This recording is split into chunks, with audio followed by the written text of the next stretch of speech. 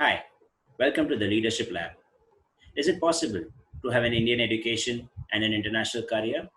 Of course it is. Mr. Janak Thakkar is a live example of this. He has done his bachelor's from Bombay College of Pharmacy, Mumbai, and then his master's from NIPER Mohali in biotechnology. He has then worked with GlaxoSmithKline, Nasik, Belgium, and Singapore as a senior executive in quality assurance. He is now working with Novartis as a senior specialist in the manufacturing department. He has an experience of more than 7 years in this industry and a batch top of his time. Let us talk to Mr. Janak Thakkar and understand his journey in this industry. First of all, thank you so much, Janak, for joining us. I'm sure students will have a lot to learn from you, being one of the best career examples that, as I told you initially, also I have been using it in a lot of my seminars. That this senior has done this. We'll be discussing that Okay. soon in the future in this No, interview no. as well. अरे Uh, मेरे को चने पे jar पे मत चढ़ाओ यार. It's okay. Hey, honestly. So starting with the first question, Janak, what is your current job profile and what exactly do you do there? Like, if you can explain in the So layman's language, what this yeah. I'll try to be as what we can say as gross normal, as possible. right? But before going to what I'm doing right now, I'll just share briefly what I have been doing after B Farm. I think that will be relevant for your guys. So Yeah, great. as some of you might be knowing that I passed my bachelor's of pharmacy from Bombay College of Pharmacy. Then I did my master's in biotech in NIPER Mohali.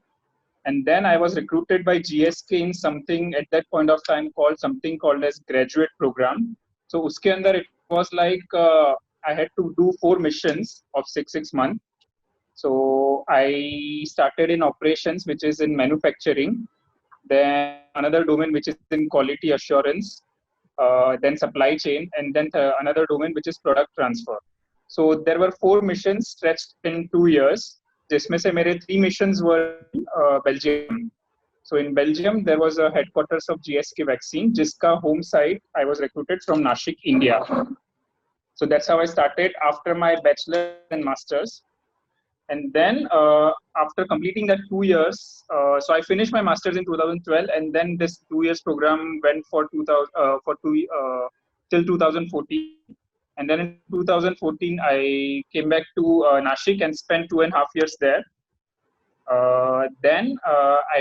I came to Singapore in 2017 as quality assurance executive, like 3 years back. And so I spent 3 years in GSK vaccine Singapore side, and just 2 months back I moved to Novartis in Novartis Bio, and now my current job profile is a non-QA role, which is manufacturing support. So in a very layman terms, manufacturing is controlled by various SOPs and various set procedures. If anything goes wrong, then it constitutes something called as a deviation from standard approach. Right. And in a pharma manufacturing sites, normally you have to, what we can say, investigate. So if something goes wrong, you have to investigate why it went wrong, and whatever has gone wrong, does it have any impact on the product quality?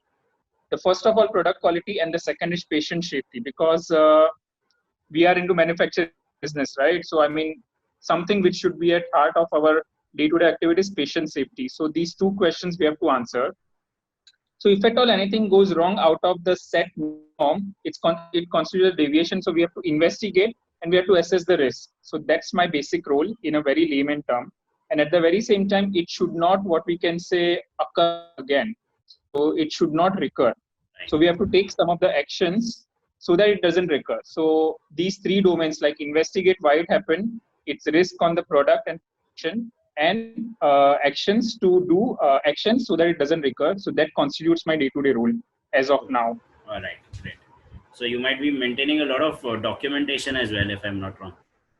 So in my previous role in QA, so as I said, my out of 7.5 years, I spent like 5 years in quality assurance. Right. So I was involved with a lot of documentation. Yes.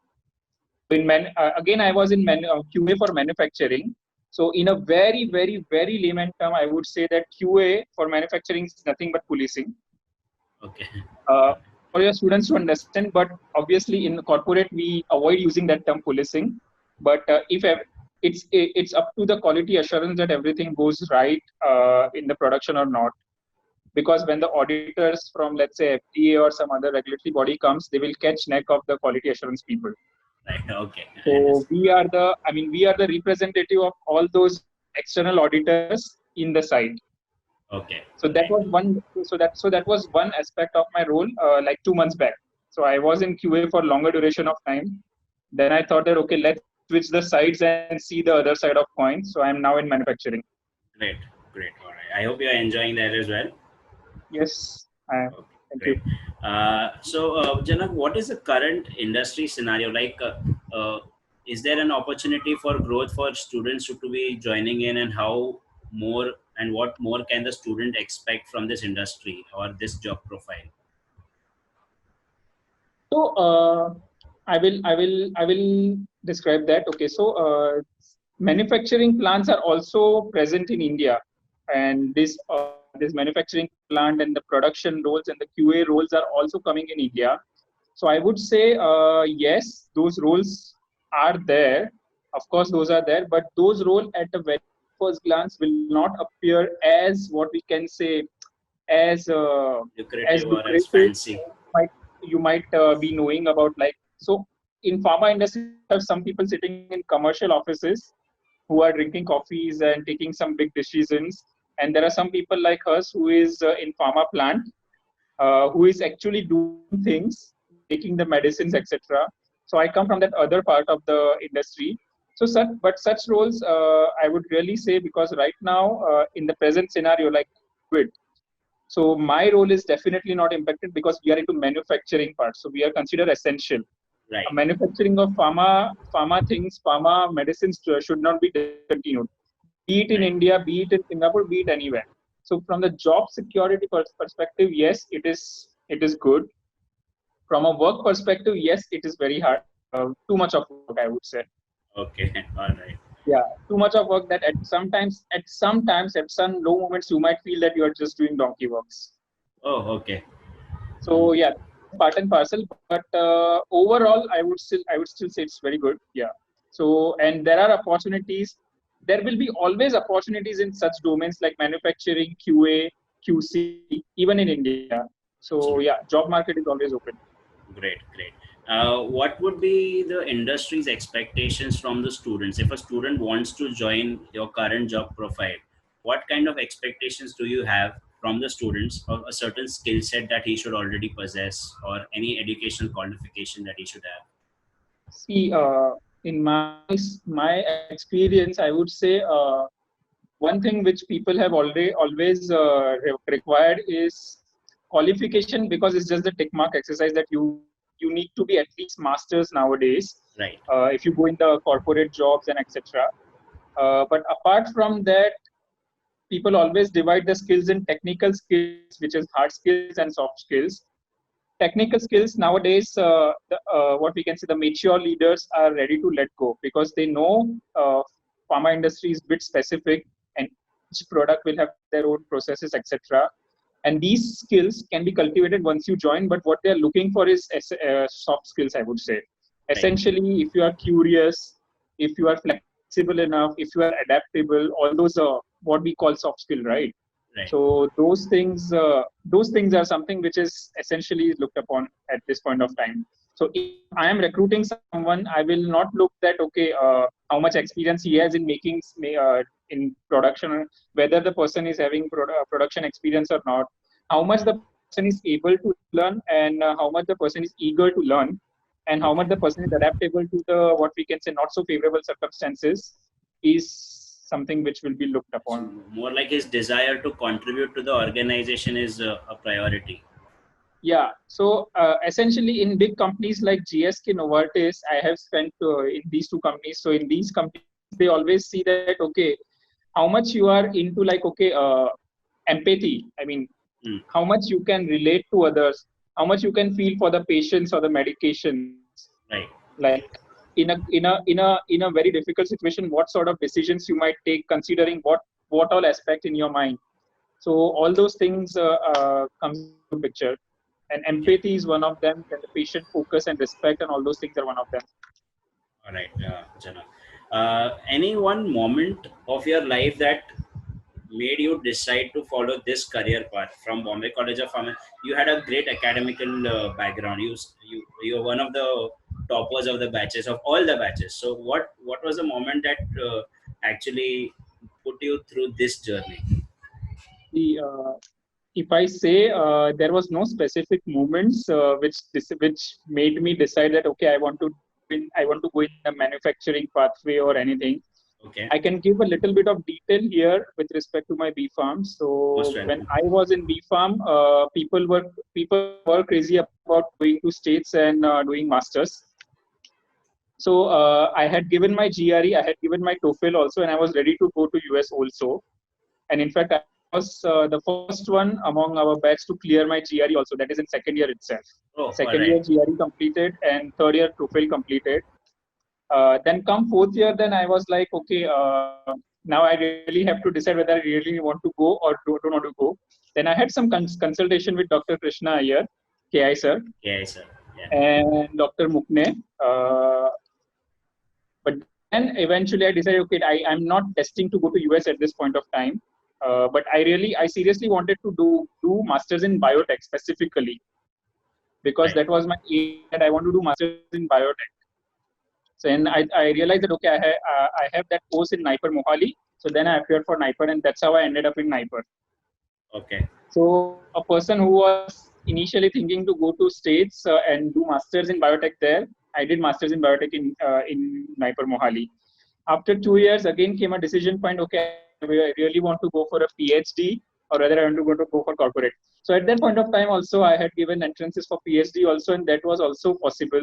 In fact, my current lab was ready to take me as a PhD candidate also.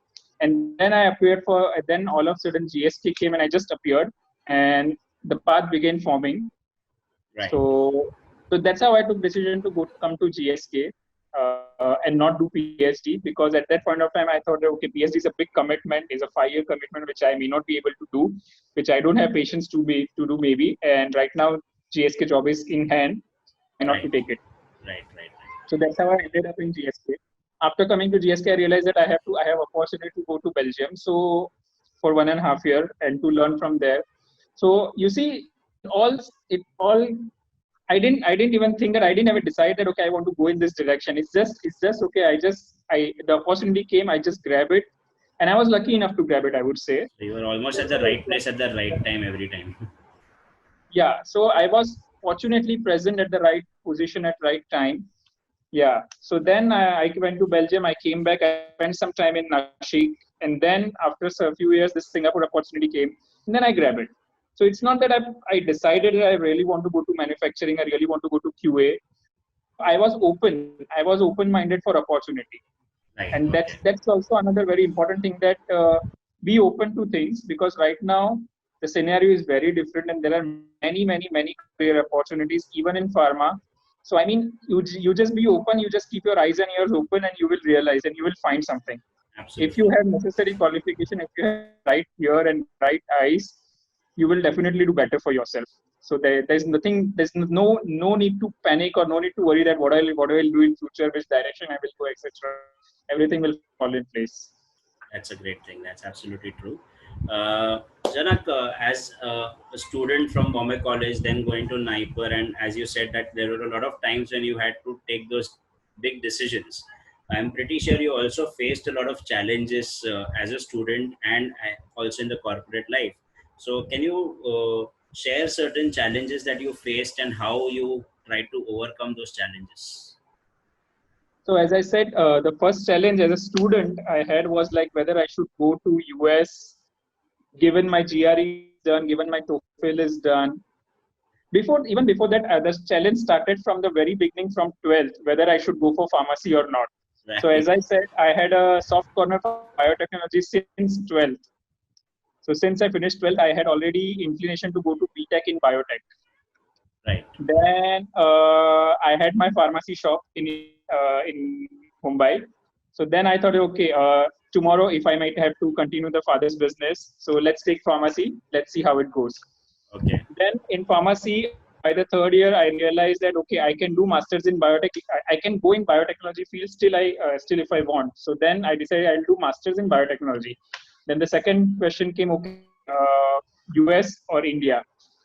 At that point of time, it was a challenging question. I had a lot of consultation, not only with my professors but also with my family. And due to some XYZ factors, which are more towards personal factors, that okay, I'm the sole son and my parents were very attached to me, etc., etc. I didn't go to US at that point of time, but that's a different matter. That now I am sitting in Singapore. Right. So I realized that okay, I can do the same course in NIPER Mohali also. So then I did NIPER. So it was a challenging decision that okay, I mean, as I said, I was the first one to finish my all the requirement GRE and TOEFL thing. Then still I didn't go, and people in my batch were shocked that why Janak is not going to States when he was the first one to get ready with everything.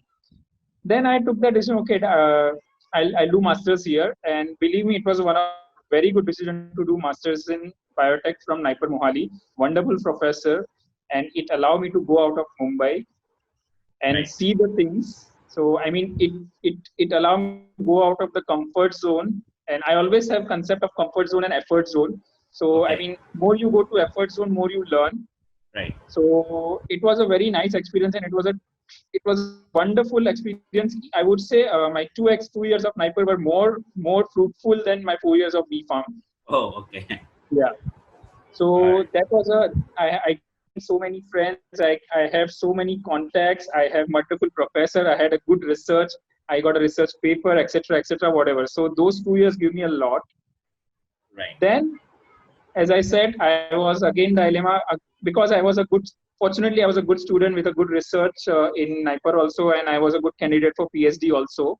There were a couple of professors who were ready to pick me as PhD also, but then they were also shocked when I appeared for interview in GSK. Then I said, okay, I'm just appearing because it has just come, and I think I can do well there also in corporate life also, or in job also. So I just Right. appeared to see where I stand. And Right. fortunately, to my luck or to my caliber, whatever it is, it just clicked. And then I took decision that I'll go for NIPER. Again, that was a tough decision wherein I had to consult many people, including essentially my family and some of the PhD students who said that okay, if you have dedication, if you have patience, then you have to do PhD. And then I could figure out that I don't have patience to do PhD. Okay. So that was a challenging decision I took. Mhm. Then so I started in GSK, and I spent like I started GSK in 2012, and this year is 2020. So I spent like 7.5 years in GSK, both India, Belgium, and Singapore, all three locations. And the next challenge came last year when I wanted some particular role in GSK vaccine, GSK Singapore here, but it was not possible due to XYZ reason. Like my number of years of experience were not matching.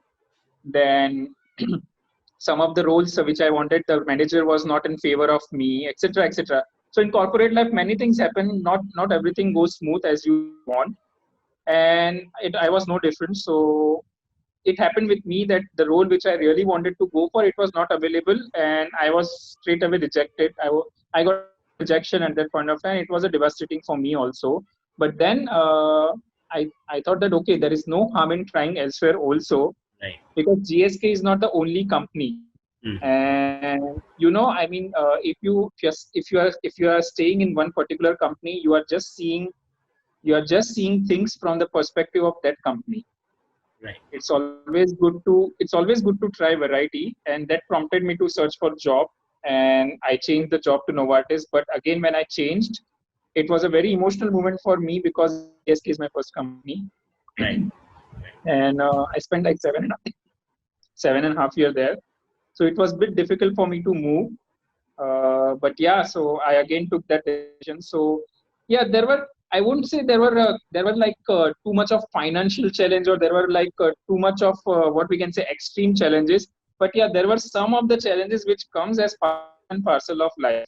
Right. And as I said in my GSK role last year, I was craving for, let's say, a job change or a promotion, etc. these things, I mean, you want, but it may or may not happen, and this comes as a part of your job, and it just feels little bit of disappointment. But again, you learn to cope it up. Learn to cope it up. So I mean, these were the minor challenges, I would say. Right. Perfect. Very nice. And looking at the challenges which I face now day to day with respect to my current role, the challenge that okay, whether I should go for US or not, whether I should appear for this exam, whether I should take this college or not, etc., those are very trivial. Okay. So I I'm understand. sure at this point of time your students might be going through the similar set of challenges, like Right. where to go, where not to go. But believe me, after 4 to 5 years or 10 years, they will not regret. They will not have anything about it. Yeah, they will not think about it. Absolutely, very true. Right. Yes, absolutely true, Janak.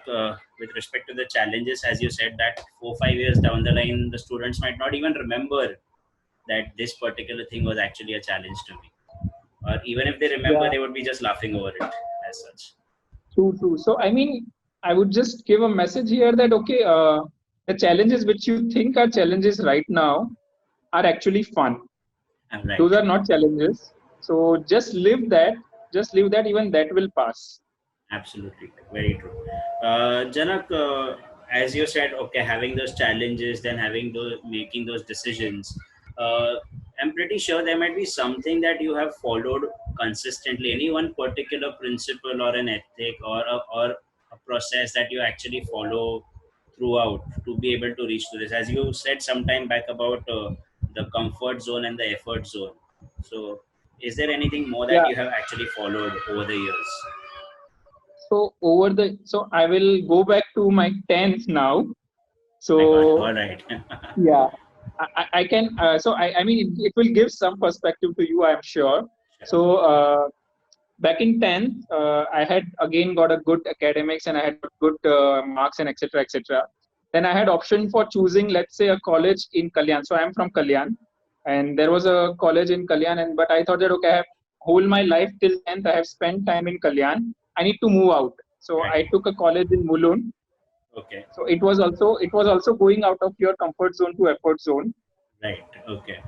Then after 12th, okay, I had option of choosing a college in Ulhasnagar, but then I thought that I had enough marks so that I can possibly choose Bombay College of Pharmacy. So I used to commute from Kalyan to Kalina, like almost one Every and a day. half 1.5 hour one way. Right. But then it was again going out of comfort zone to effort zone. Then I had option of doing masters in Mumbai. Let's say I can take M.Pharm in pharmaceutics or medicinal chemistry, but I specifically wanted to do masters in biotech. And I thought that, okay, masters in biotech was available in NIPER Hyderabad also. But then no, I want to go to Mohali because it was the first NIPER and the most Right. prestigious NIPER at that point of time. Right. So one thing which I have followed so far is like there is nothing in your comfort zone. So if you are living in Mumbai, try to go out of Mumbai. If you are living in, let's say, a suburb of Mumbai, go to Mumbai, go to big city. Then Right. back in NIPER, when I took the decision, okay, I will stay. I'll be recruited by GSK and I'll stay in Nashik. So I mean, I was living in Kalyan and then I was in Nashik, so I was doing up down to my hometown Kalyan every weekend. Then I spent like 1.5 year in Belgium. That's when actually your eyes get open that okay, you're moving out of India, you are getting global opportunity. Of course, it's a learning. You are getting some money. You are earning well, I would say, but at the very same time, you are in a global scenario, and that's where you teach. That's where you learn that all those principles which you might have been believing so far, it doesn't matter when you move out of India. You are not from Bombay College of Pharmacy. You are not from NIPER. You are not from Mumbai. You are from India. So I Right. mean, you see, slowly you are expanding your horizon, and you are constantly going into your effort zone, your comfort zone. So that's one philosophy I always believe, that you have to look for variety. You have to constantly challenge yourself. Okay, if you feel that it's too routine for you, then it's time to explore something different. Absolutely. Very true. Because Uh, up till the age of, let's say, 40, 45, you are still considered young and you are still open for experimentation. right. So try and explore as much as possible. That's the philosophy I have followed so far. Absolutely. I'm pretty sure the students will be keen to follow this as well. I like the concept of the comfort zone to the effort zone, and I'm pretty sure a lot of students would be able to relate to this, uh, because even today, just to tell you, students log in late even for a digital lecture. So the lecture is on the phone, and still the students manage to reach late. So log in late. So you understand how comfortable they have become in their particular environment. Yeah, Janak, complacency is yeah, bad, I would say. Complacency is bad. absolutely, absolutely. Janak, if you are into reading books, any self-development book that you would like to recommend to the students to read, just to grow themselves or to develop themselves further? So first of all, I'm not too much into reading into books, but I can still suggest a book which I have read once. But it's the book which you have to constantly read if you really want to develop yourself. It's the I Seven hope it's Habits of not. Highly.